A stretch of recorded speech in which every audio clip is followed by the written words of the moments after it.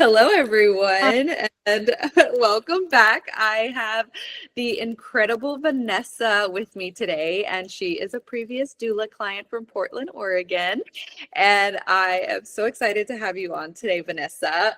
Can you please share just who you are, what you do? Sure. My name is Vanessa. I live in Portland, Oregon. I have a little girl named Addie, and I actually work. I am a government contractor working in environment and energy type projects. Love it. Love it. It's such important work, like honestly, like so incredible.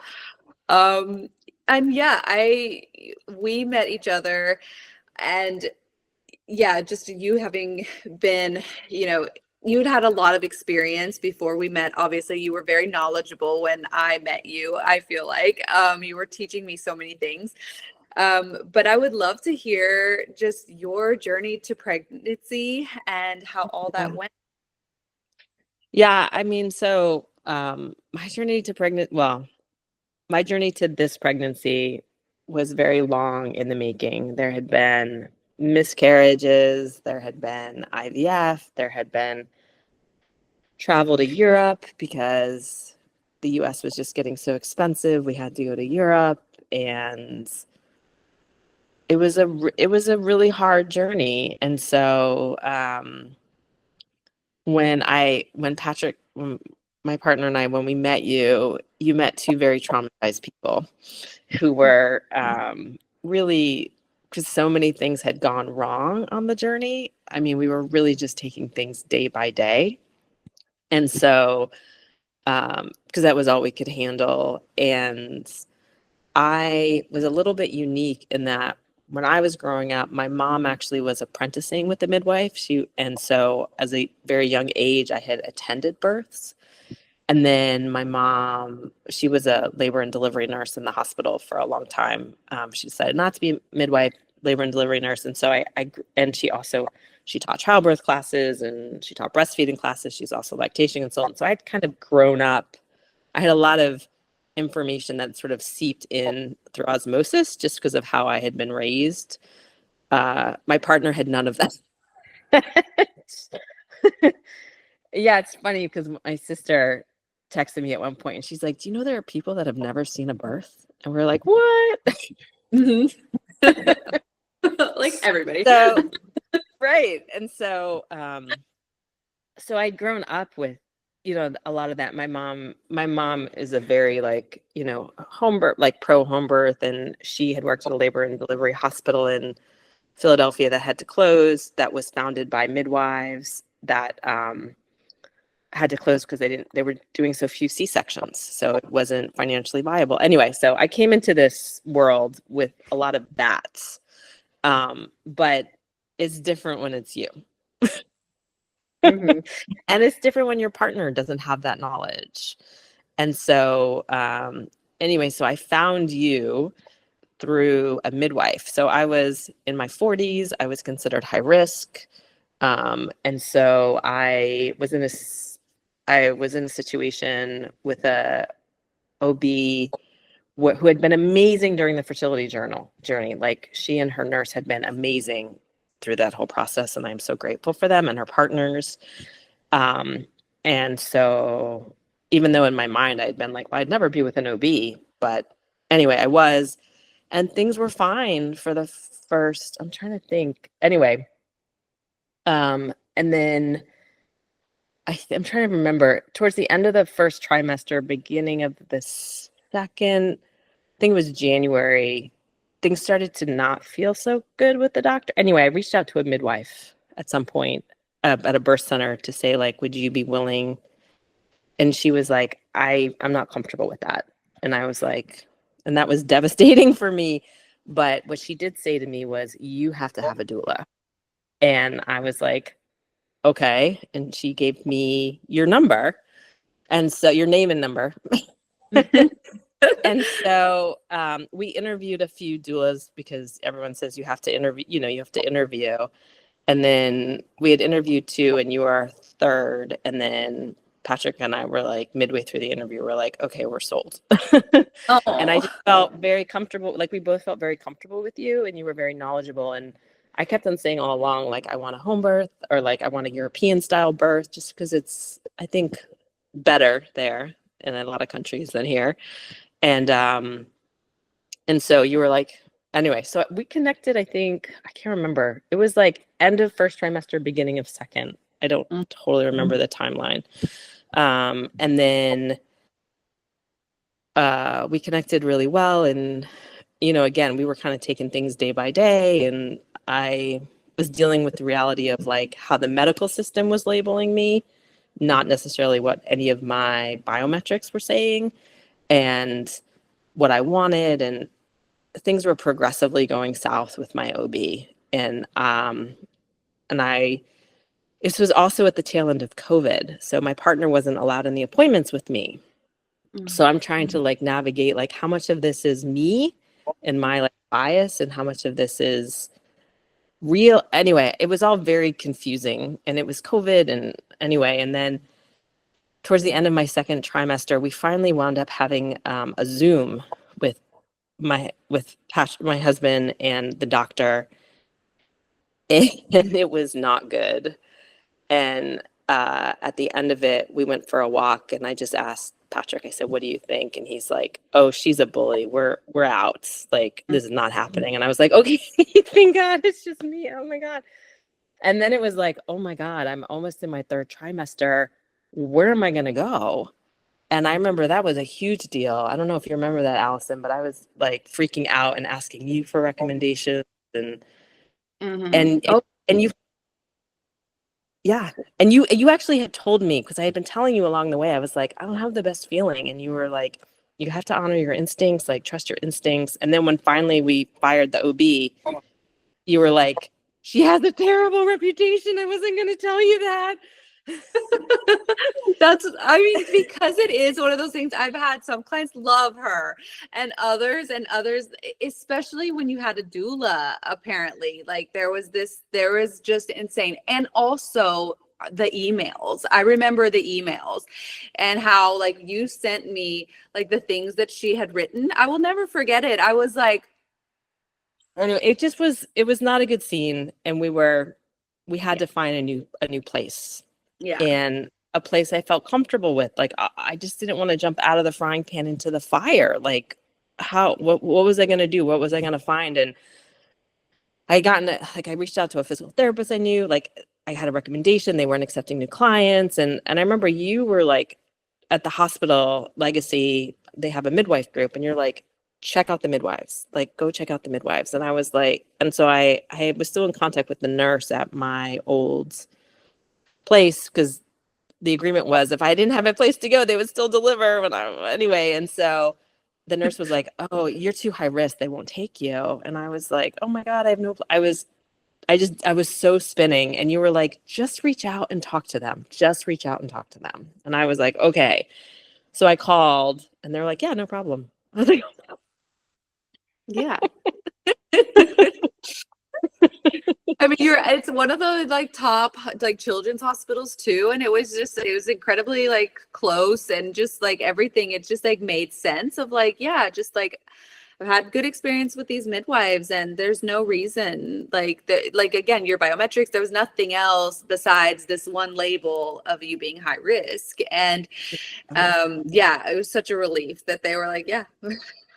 So yeah, so we transferred over. I think I was like 32 or 33 weeks, maybe even 34. I mean, it was like, because there was that gap of trying to find someone. And anyway, so I transfer over, and yeah, and it was it just felt a lot better. Like they were so much more chill. I mean, one of the reasons I had left my OB was I realized no matter what, she was going to give me a C-section. Like, Okay. and I was under a microscope, and like every time I went in, I was like, I was leaving a wreck. And I remember my mom saying to me, like, you're not supposed to leave an appointment feeling like that. You're not supposed to.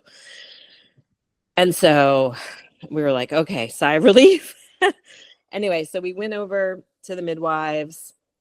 It's a much different situation. There's like 12, they have shifts. Like they were like, we don't know who's going to deliver you. Our recommendation is you just make, appointments that work for you. Try to meet as many as you can, and so anyway, so we did that. The first like hiccup was I had massive pressure to induce at 39 weeks, which I have found out is sort of across the board. Like they kind of do an extra because of, you're in your 40s, but there's the Arrive study, there's like all of the like counter arguments against it. Anyway, it is what it is. So that was like kind of the first hiccup. I was like, no. And then what happened? Oh, and then so I was getting monitored quite regularly. Like they were doing like you get strapped up and I think it's like 10 minutes and they're looking for accelerations and decelerations and just kind of normal fetal movement. So I think it was starting around like 36 or 37 weeks, I started to do those a lot frequently. And it was just really stressful. I mean, again, Patrick and I had been through years of miscarriages and really bad things happening. And you're dealing with two very traumatized individuals. And yeah, anyway. And so it was stressful. And then I was under such pressure to induce. And I kind of thought it wasn't going to be an issue because it was like an IVF thing. And like, if you look at the research, they typically come early. So I was like, it's not going to be a problem. It's not going to be a problem. But it was not happening. And then, so then I started to panic. And then I was doing like the midwives brew. I also had a really great childbirth educator, Barbara Harper, who was amazing. And like you and she were, kind of both sharing information with me. And so towards the end, I was like pumping a lot, trying to induce labor. I was like doing midwives brew in the last couple of weeks. To this day, I cannot touch almond butter. And I was doing acupuncture. And what I didn't know then, which I was told, but I know now, is like they're all nudges. And if you're not ready, you're not ready. And so anyway, so kind of what happened. So again, at 40 weeks, they convinced me to do the induction and they put a catheter in, which was it was a bad experience for me. It was a very painful experience. I know that's not the case for everyone. It was terrible for me. And then later that day, it fell out because it had ripped. Like it was a malfunction with the catheter. And they were like, okay, come in tomorrow. I was like, no. I'm like, this was a Monday. And I was like, no, no, no. No. I need a break. You cannot do that to me again. So, and the other thing is because it's COVID, it's like, are they going to have room for you at the hospital? Like there's something called diversion. You could show up and they could be like, we don't have enough nurses. You have to go somewhere else. And, I mean, they're just like presenting all this information to you. And you're like, what?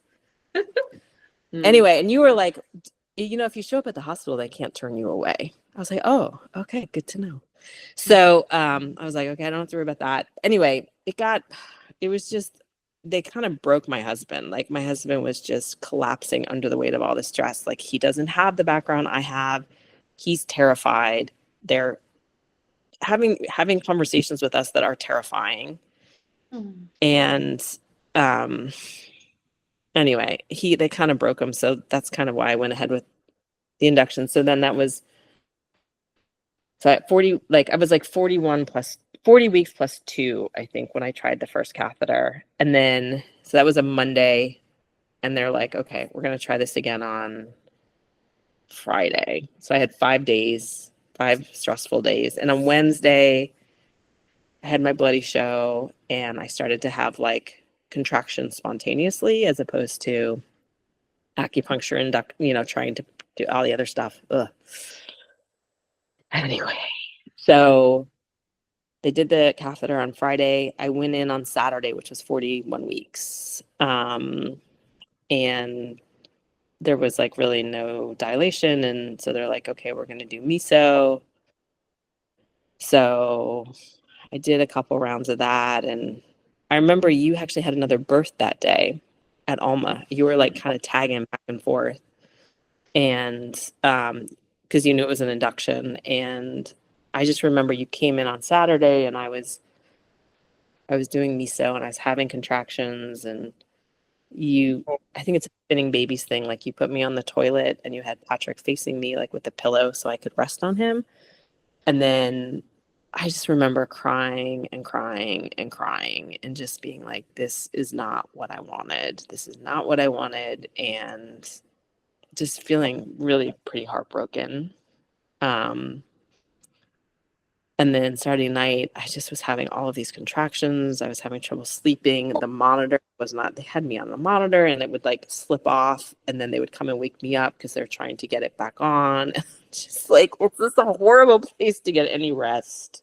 Mm-hmm. And then Sunday we're doing, I think Sunday they're like, well, you're not really dilating, or I'm trying to remember what it was.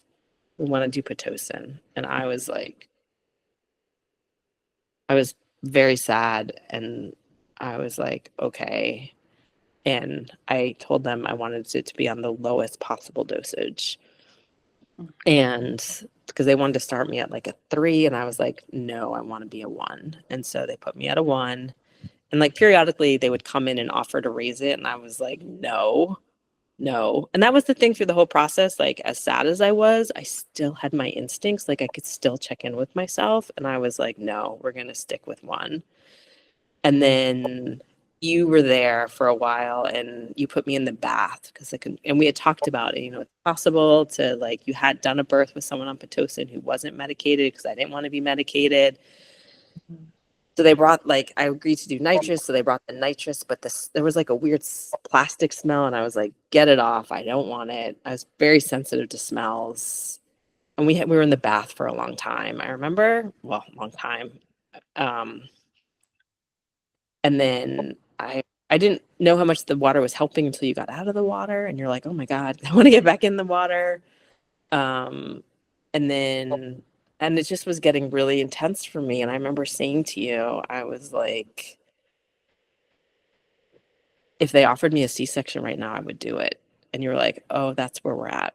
And I was like, yes. And so you're like, maybe we should talk about an epidural.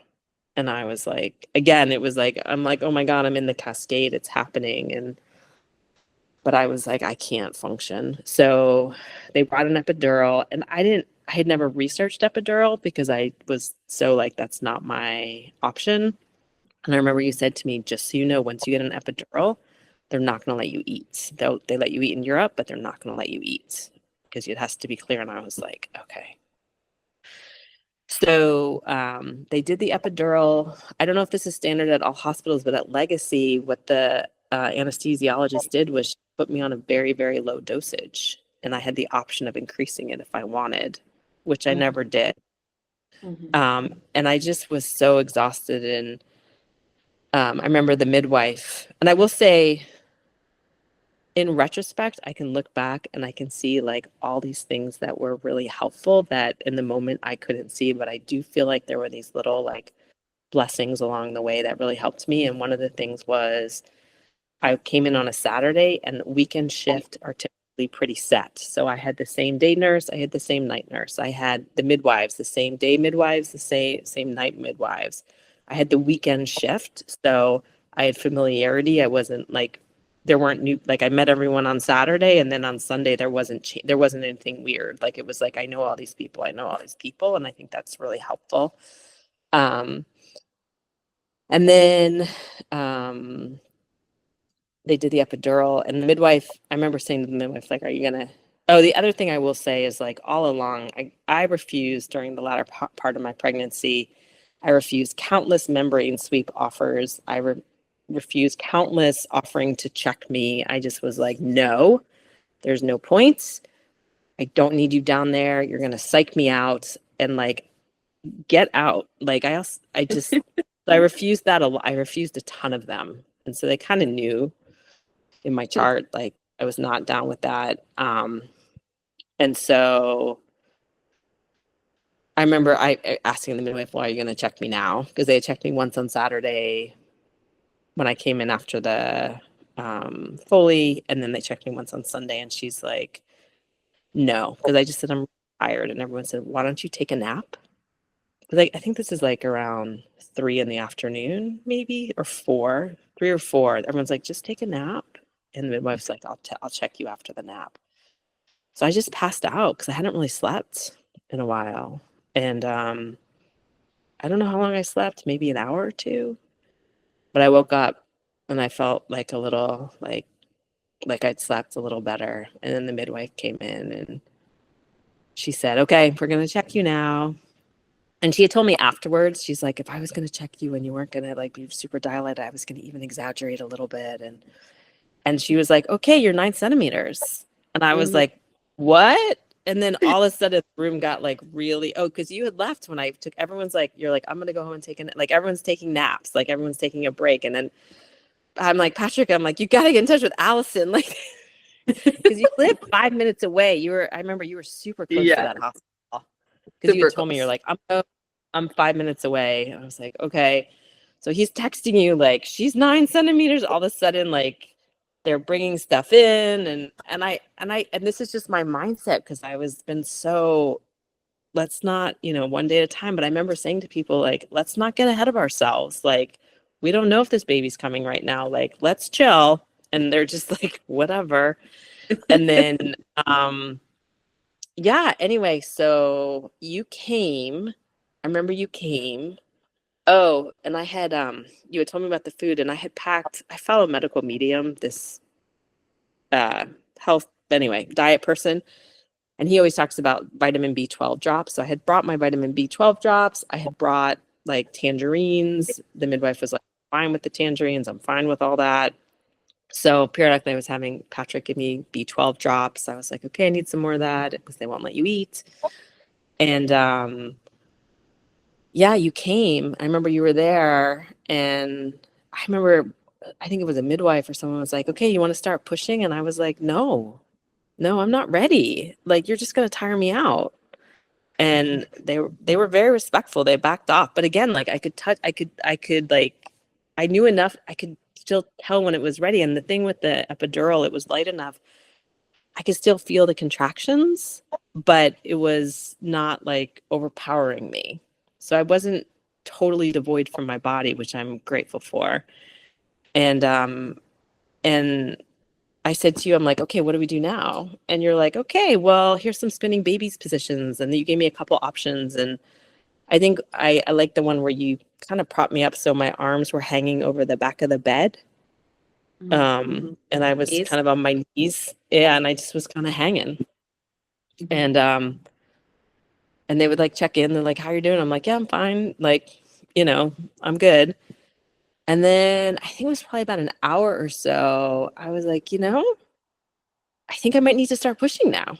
And so they were like, okay, and so um trying to remember. Oh no, first you had me in a cup. I'm trying to remember. You had me in something where I was like holding something at one. The squat bar. So I avoided like, let's put the squat bar on. That way you can kind Yes. of forward leaning, but still kind of find your rest. Yeah, Mm-hmm. so I did that. I remember, yeah, I do remember. I don't remember the sequence, but I do remember refusing to push for a while. And then I was like, okay, I feel ready to push. And then it was like really great. Everyone was super supportive and like cheering me on. I was like, oh, this is so nice. And I was actually really lucky in that two of my favorite midwives were on duty like over the weekend. The I was like, oh, it's the Annies, and I really like the Annies because there's like a couple midwives. I was like, and yeah, and they were really great. And then I remember you asked me, you're like, do you want me to video? And I'm like, no. And you're like, are you sure? And I said, okay, but only from above. And you're like, okay. And I just, oh, I remember, it's probably not a good thing, but I remember I was like, what does that smell? And they're like, you pooped. And I was like, oh my God, I'm so sorry. And everyone's like, oh, it's fine. That means Um, progress. That's like, we celebrate that. I was just like, I'm so embarrassed. No.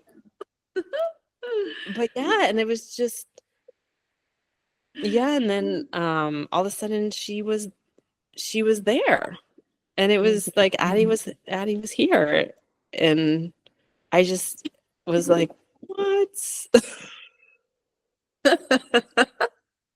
So, It yeah, I was mean, like, I think you shocked everyone in that room. Like, not only were you one of my clients that I've never had someone just know themselves so well and be able to say no the way yeah, that you did.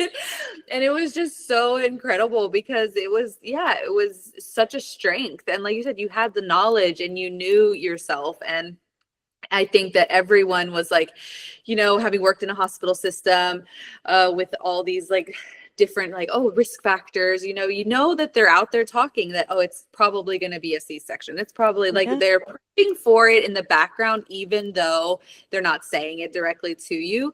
But literally the people that in the room, like we were all like over the freaking moon for you. We were like, yes, you showed them, like you can do this, like your body, like you were just incredible. And you just brought everything to that pushing stage. You were just I was, being able to witness that was one of the biggest honors of my life. thank you. Yeah, it was a weird scene. I'm grateful for the midwives. Oh, and the other thing I will say that I was super grateful for is there was a shift change with the midwives. There was a shift change with the nurses as well, but I wound up, it was the same night nurse that had come in that I had met before, so I knew her. But there was a midwife shift change, and Annie said to me, "I'm not going anywhere." And I was Mm-hmm. like, "Great." And Mm-hmm. so Can't miss. there was like another midwife there. I mean, I think Addie was born 20 minutes afterwards, so it wasn't a huge deal. But I Mm-hmm. just, in retro, like, I didn't find out until afterwards, like, oh, that's really helpful. Like, a shift change can be disruptive. And Yeah. so, yeah. And it was a midwife I had not met before. And so it was really, I feel Mm. very lucky with that one, you know? Yeah. Um, and she actually came and hung out with me afterwards. She just was like, da da da, da da da. Oh, no, it's so disruptive. And especially since she was, sometimes you just get that midwife that's like super invested and Yeah. they were invested the whole weekend. And there was no way that she was leaving. And I thought I was like, yes, way to show up. Way to show up for the womanhood and the giving that, power and Yeah. confidence. Because she has two kids at home, you know what I mean? It's so anyway, I was grateful for that. Mhm. And then the other piece of advice that both my mom had given me and Barbara Harper had given me is they said, the baby will find the breast. Do not let them touch. Don't let them help you. And I'd seen videos of the baby kind of like, licking the nipple and finding it in the nursing. So the nurse said to me, "Here, let me help." And I said, "No, I got it." And because my mom has told me about all these like they force the baby on the boob and the baby's like that, and then it kind of sets up this cascade for breastfeeding to be messed up. So I knew that. So I was grateful for that. I could be like, no. And she and Addie like did the whole thing, like the nipple, kind of like found it, then started nursing. And Oh, so I was like, okay, here we go.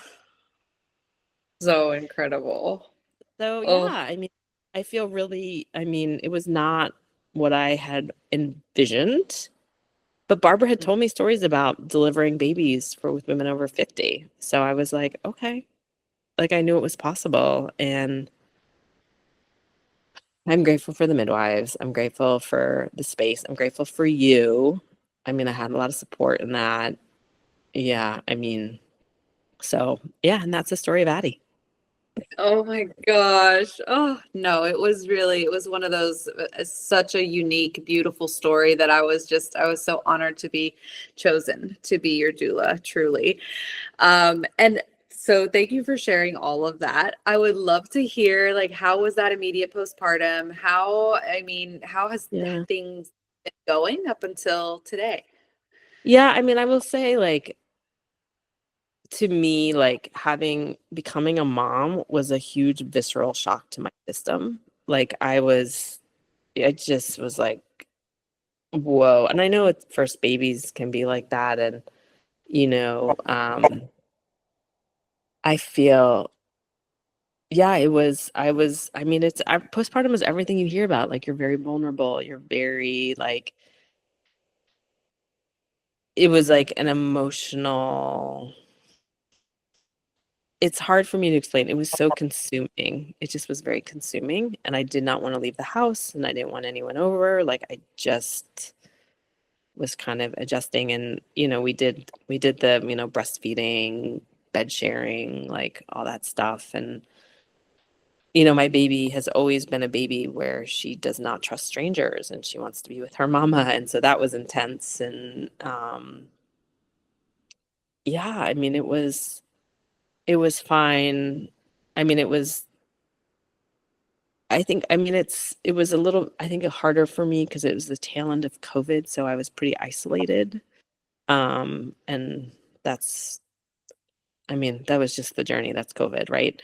And there were far worse stories than what I had. And then she did have some issues. I found a really incredible body worker that helped me through those issues. Like, I'm so grateful for that. I had a pediatrician who had been trained by a massage woman who knew what to look for and was like, you need to see so and so. Super grateful for that. Um, yeah, I mean, I will say I'm in the US and there's like maternity leave sucks. So I went back to work part-time around 15 weeks. I was working from home, but that was when things got really rough for me. Like, I was starting a new job because I had to leave my old job, and it was just this like culmination of like I had so identified between being like this working professional, and now I'm like working part-time and I have a baby and trying to figure out childcare. And I would say 15 weeks to 8 months was very rough. Um, and I'm super grateful. I got to work from home. Like, I had, first childcare experience was pretty terrible. Second one was a lot better.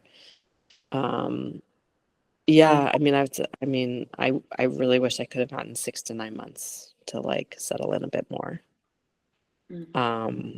And honestly, I mean, it kind of never ends, like balancing like childcare and and working and all of that. Like, it's just different phase. It just looks different. But yeah, we're still nursing a bit. We're trying to like, I'm starting the weaning process. Like, we've been doing gradual for months. And how old is So she now? she turned 3 a month ago. Oh my Um, God. I know, Oh, right? She turned 3 a what? month ago, and like within a few weeks, she was potty trained and dropped her nap. It was like 3 was big. Oh, wow. That's Yeah, incredible. Wow. yeah. Oh, and that you're still, I mean, yeah, I mean, I think you intuitively know when it's like time, but if, with the self-weaning or whenever, I mean, I don't know, maybe is it hard to know when it's Well, no, it's not. It's actually really, it's it just starts to feel different. You're like, like I I don't, and yeah, I mean, I think most moms are ready to wean before baby. I have heard some stories of some kids self-weaning. It does happen. Mm, But we're definitely like, I have to initiate it, be like, okay, no more, mama's mm. mama's boobies hurts, and then she's like, I just want to hold them. I'm like, okay. Oh. um, so yeah, I mean, I just feel like I feel incredibly grateful. There were people on the journey I was on that did not get to be a parent, and I did, and I'm so grateful for that. And my personal experience of becoming a parent, I tell people I feel like she saved my soul. Like, I just feel like she saved my soul, and I feel like I, in every possible way. So I am grateful for her, and it's my mom said to me, it's like the hardest, best thing. I'm like, you're right. It is the hardest, best thing. Oh, So, that's but I'm so excited you get to experience this all soon.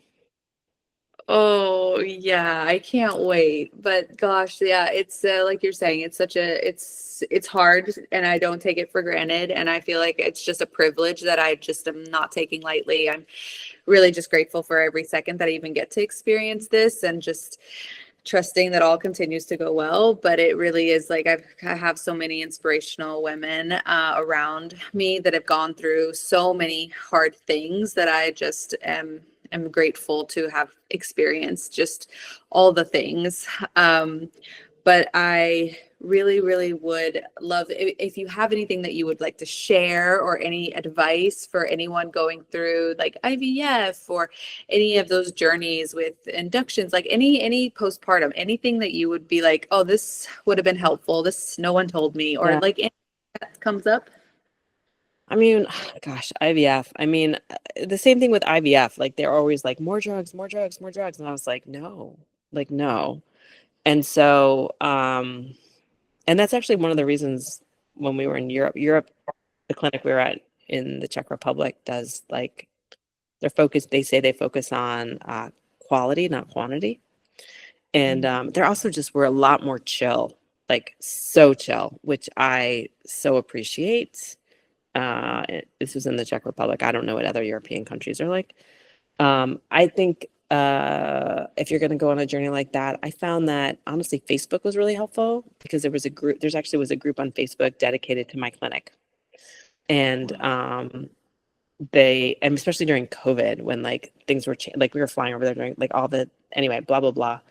I would say, I mean, I tell everyone, if you're gonna do anything, get a doula. Like I tell people like get a doula and get one. And I also tell people like you will be naked in front of this person. Like you, like when you interview them in your head, think, I'm gonna be naked. Am I gonna be comfortable with this person? And I say, get a doula that knows spinning babies techniques. So like, and those are sort of like the guide posts I give, because other than that, it's so personal. Ideally they have a provider they feel good about. I do that. I mean, education is hard. You want to be educated in a positive way. Like you want to be educated in a way there's so much fear out there. Like it's very triggering. It's yeah, I mean, I would say try to feel good about your provider. I mean, there's all these things about there you can ask about, like what's your C-section rate and what's this and what's that, and um, read reviews online, take them for a grain of salt, but just try to get a lay of the land. Talk to people. Talk to people. I think for us, we were so focused on getting pregnant and having a viable pregnancy. It was hard for me to do a lot of research after that because I was so focused on like day to day. And I would really, really say, I mean, this was the hard part, is finding your center um, in the midst of all the fear. And, I did some research afterwards and I found out 41 plus 3 is sort of average, global average for first time moms. And I was 41 plus 1 when I had her. And I actually think part of the reason the induction went relatively smooth is because I was pretty close. And, I've had some moments of like, oh, but what if I just waited a couple more days? And I'm like, yeah, but what if I had that midwife I couldn't stand? Yeah. What if that I did not feel comfortable with? And so, I had the Annies. I had you. I had the weekend shift nurses. I had because so that worked out, and I feel like it was divine grace that first catheter split, that um and it's a marathon, and I feel like we're always rushed to like push, push, push. And it was like when that first catheter broke and they're like, come in tomorrow. I was like, no, like I need a break. And yeah, I mean, I had an acupuncturist that you referred me to who was really supportive, that I'm quite appreciative of, Beth. Um, so that was helpful. Like I had some body work done that was super helpful. Um, yeah, it's I don't know. I just there's so much fear out there. There's actually a course out there online I saw afterwards called Pain-Free Birth. And I was like, huh, interesting. Like just try to get exposed to some of that, just counter, because everything else is so fear-based and it's really intense. It is. It's one of the most intense experiences that we go through. And I think some people just kind of, okay, just kind of, I'll just go with the flow and just trust whatever a doctor says and like have no plan or have no idea. And I just feel like you were one of those people that you stood up for yourself. And I was just so proud of you all the time. I was like, do you even Thanks. need me? Like you were just so incredible Yes, at like, yes, I did need you a lot. but you were like advocating for yourself like I've never seen. And it was just really, yeah, I'm like, I wish that more people could learn from you. Like, just have that intuitive knowing of like, I deserve the best experience possible. And you made that happen. You really did. It was because you invested the time and in the research, doing the, meeting the people for interviews and getting a doula. And it's just, yeah, it's something to look up to.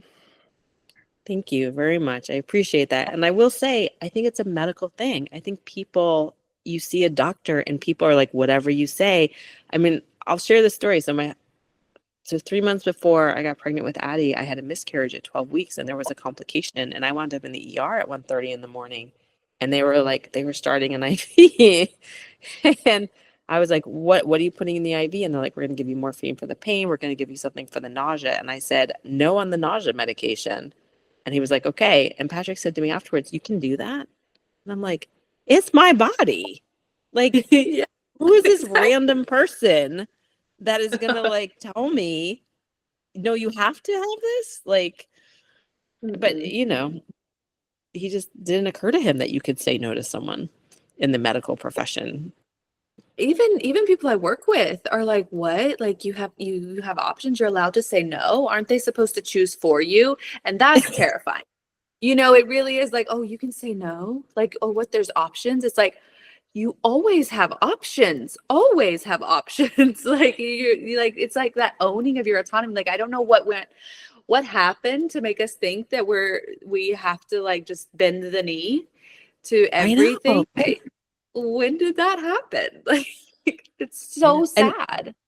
I will say, and the other thing I'm super grateful about is I have a friend who had a similar experience around the same timeline, and her baby did not respond well to Pitocin, Mm-hmm. you Mm-hmm. know, Oh and yeah. like other blessings, and uh, yeah, it's about education, and you also have to trust the people that you're around with, and that's why I think you were so helpful because no one told me if you get an epidural, you can't eat afterwards. You told me that. Mm-hmm. Mm. It's just so silly. But it's also, I'm always like, just eat anyway. Like, I mean, just because it's really like the risks It's compared no risk. It's to no are risk. like, It's it's it's no ridiculous. be a risk.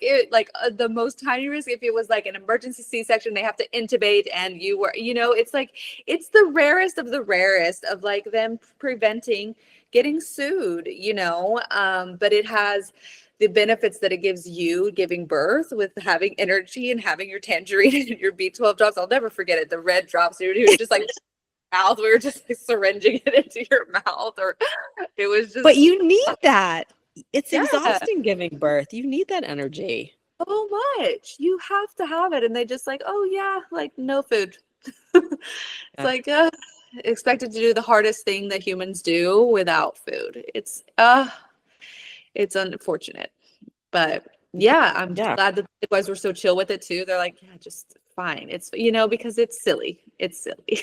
Yeah. And I remember Addie was almost, what's it called? In cull, like born in the In her and sack. and the in her sack. And the midwife said to me, I remember she's like, is it okay if I break it? Because I think she's like, it's like butting up and and I don't know if this is true or not, but I just was like, okay, that's fine. Like I don't at this point, I don't Yeah. care. I don't know Mm. if I should have fought that or not. I don't. It But can prevent it for sure. It can get in the way where it's like, oh, we need to just get this out so that she can actually come forward under the pubic bone. and It's and it worked. It worked. So I think Annie was right. And she did tell me afterwards, she's like, technically, if it's an in call, I'm supposed to get the doctor, but it's why? You know, again, like why? But also like, yeah, the Annies, I'm just so glad that you had them and that you got that team and that it was that divine universe that like just had it all planned out that you were supposed to give birth that weekend, even if it went against the things you Yeah. originally wanted and the expectations that you had for the birth. Like you said, you never can plan for birth. It's so hard to know what's going to happen or what's going to come up, but that you then can still look back at it as a positive experience that had a lot of hardships. Yeah. It's the most important part. Yeah. Yeah. So I would say to people, get a doula, get educated, and ideally feel really good about your provider. Mm-hmm. I love it. I love it. Oh, thank you so much, Vanessa, for Oh, sharing your yeah. story and for just being the badass that you are. You are so incredible. So thank you so much for your time.